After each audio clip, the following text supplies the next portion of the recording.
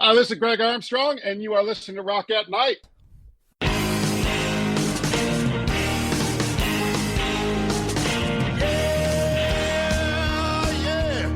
Are you ready? Hey, tonight I'm gonna take you on a little trip. We're going down south by the mighty Mississippi.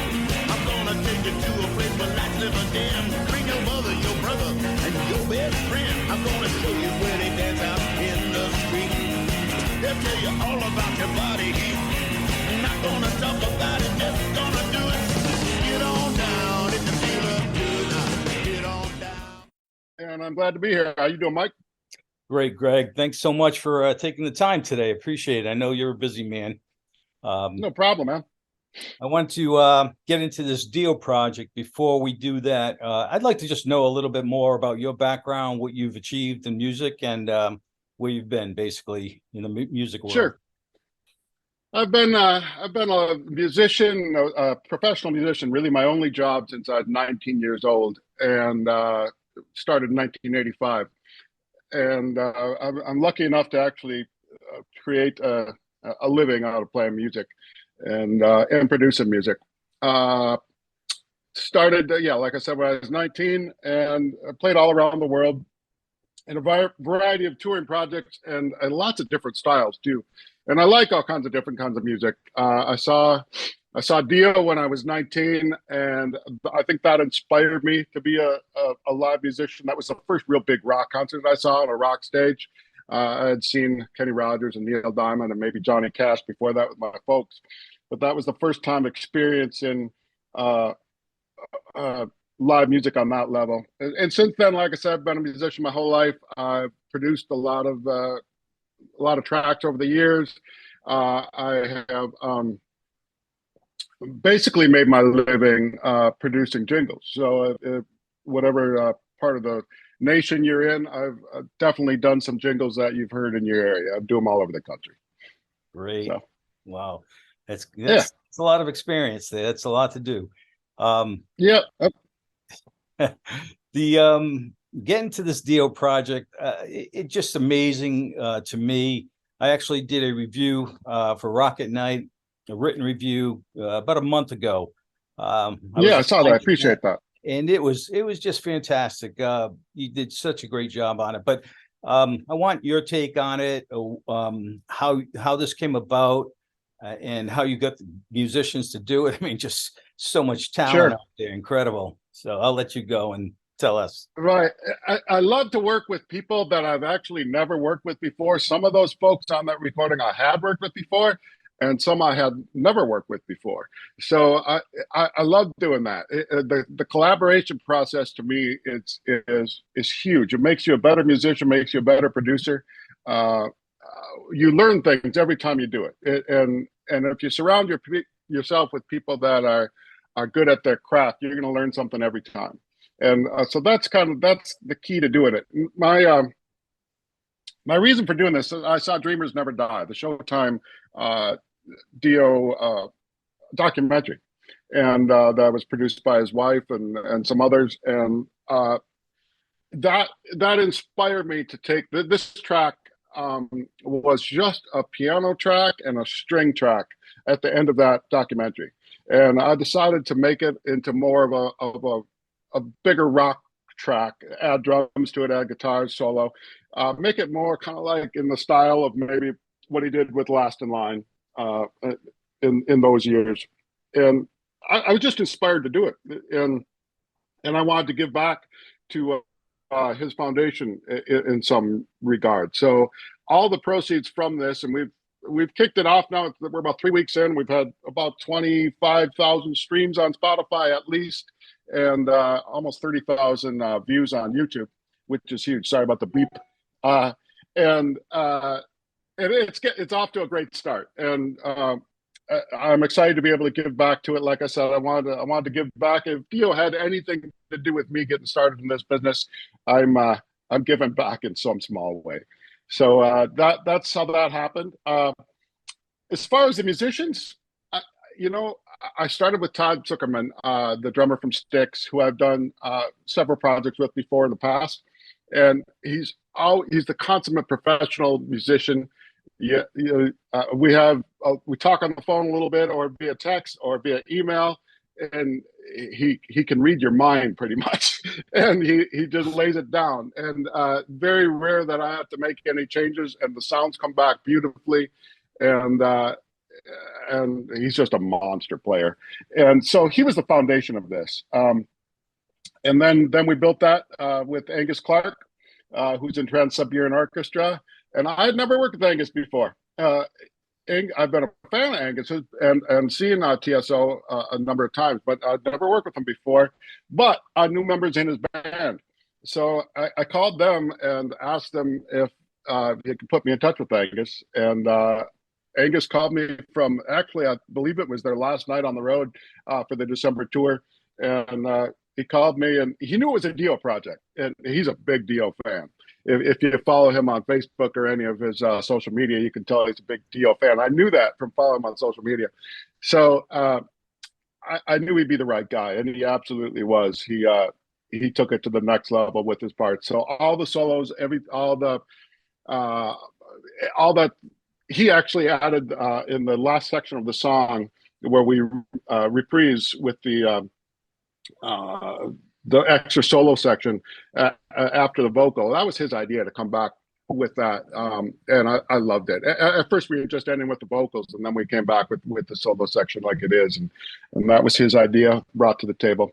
And then he just had the right guitar sounds, the right style of playing for the project. So Angus was great. Loved working with him. We've been in touch a lot since, and we'll work on some more projects.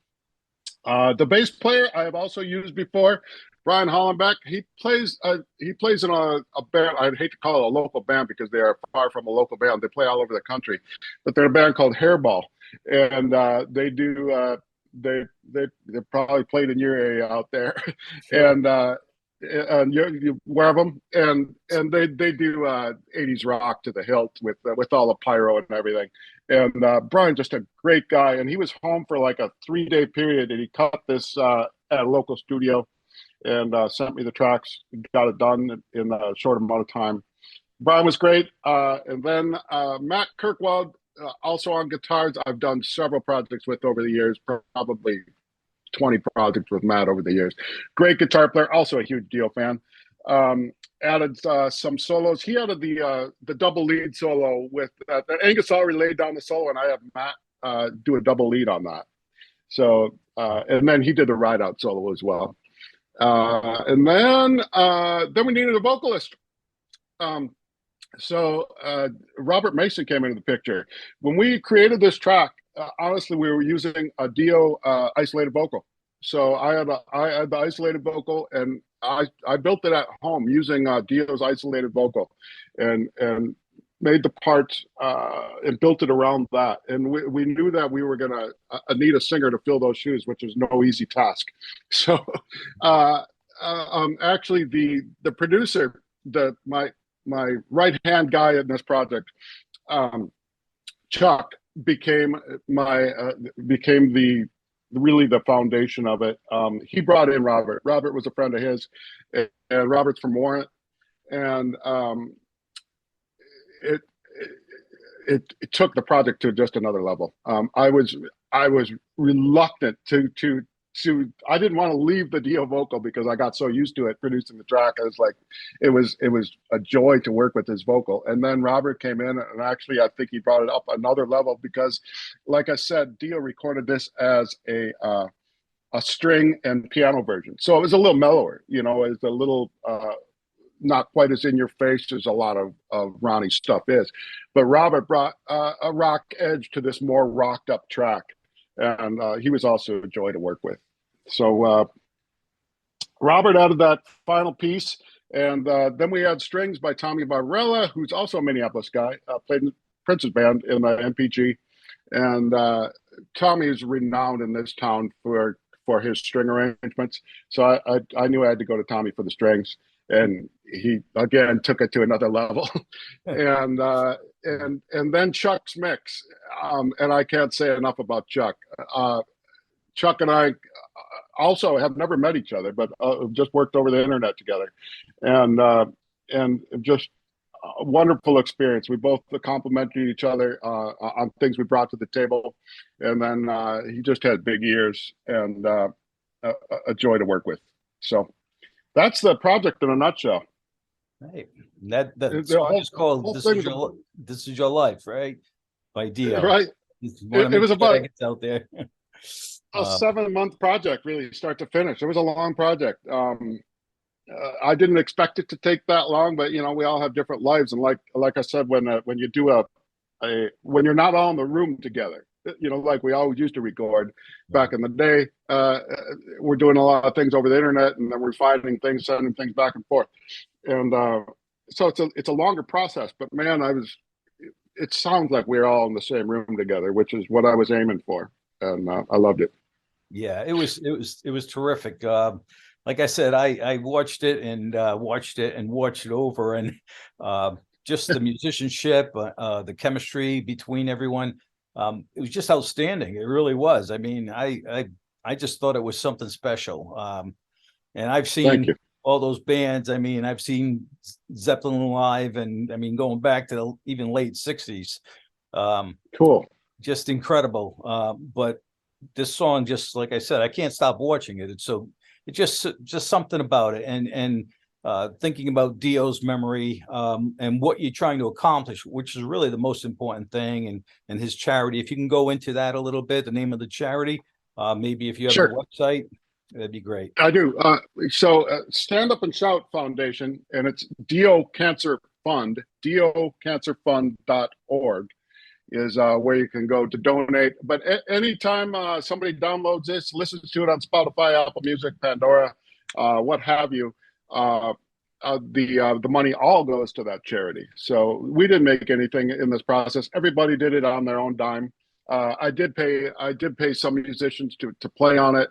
When you're talking a string section and stuff, you're talking a lot of people. So you know, there was some out of my pocket, but it was a passion project for me, and something I needed to do and want to continue to do. So Stand Up and Shout Foundation, of course, you know that Ronnie died of stomach cancer, and so a group of folks started this foundation within a year or so after he passed, and it's raised a lot of money for cancer, and it was a way for me to give back, to give to Stand Up and Shout Foundation. So diocancerfund.org. Excellent. It's so good, and you know, we're all touched by cancer. We all know someone. It's Absolutely. just a deadly disease that hopefully someday they find the cure for. But you know, thank you for doing this. You know, we really appreciate it. Before I let you go, I also wanted any future projects for yourself. You have anything coming up that you'd like to talk about? Yeah, actually, Chuck and I just wrapped another project just today. As a matter of fact, it's another artist I'm working with, one that you have not heard from before, but she kind of sounds like Pink. I would put her in that category, and it's a straight up rock track, really fun track, and we just got the final mix now. Now it's going to mastering. So again, this was another a studio project with people all in different studios, all working together, and we'll make a lyric video just like we did with the last one, and I want to continue to do this. It's a side job for me, if you want to call it a job. Like I said, I'm a jingle writer and a live musician, so that's what I continue to do. But this keeps my head in the game. It keeps me motivated to keep doing what I'm doing, and I love the art of producing and working with other people. So, and the collaboration process, it really keeps me going, and if I can do some good with it, I'm happy to give back. So that's it in a nutshell, man. Well, you're a true gentleman. You know, again, thank you so much for doing this, and I know there are a lot of people thanking you for doing what you've done, going out of your way, and you know, let's face it, it's not easy. Like you said, it took you 7 months to accomplish this, which is a lot of time, and you know, just thank you so much. We really appreciate it, and I appreciate your time, Greg. Again, thank you, gentlemen. And And thank you for watching the video too. I mean, yeah, if you want to search for it on YouTube, it's This Is Your Life 2023. This is Your Life 2023. It's actually what we called the band too. This is Your Life 2023. So if you look for it on Spotify or Apple Music, that's where you're going to find it as well. So I appreciate it, Mike.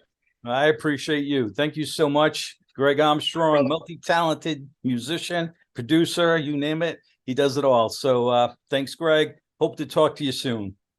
Thanks, buddy. Take care. You take care too. Thank you. This is Greg Armstrong and friends performing Dio's This Is Your Life.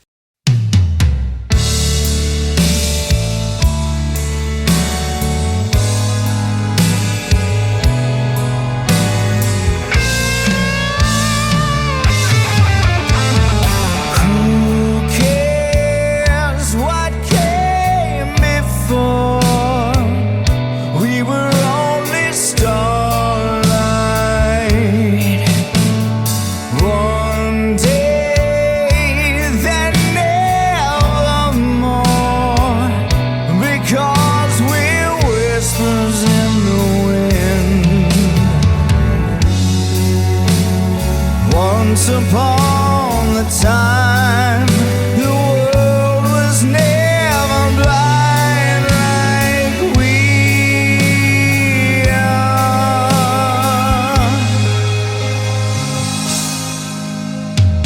Right now it seems you're only dreams and shadows. If wishes could be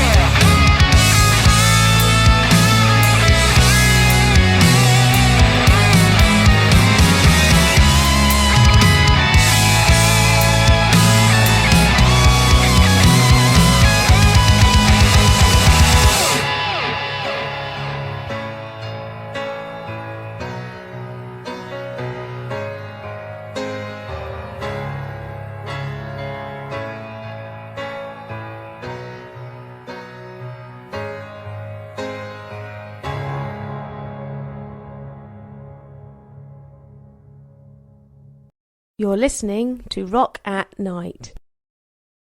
The introductory song, Get On Down, is from blues artist Billy Bass Alford. Look for his music at ReverbNation.com.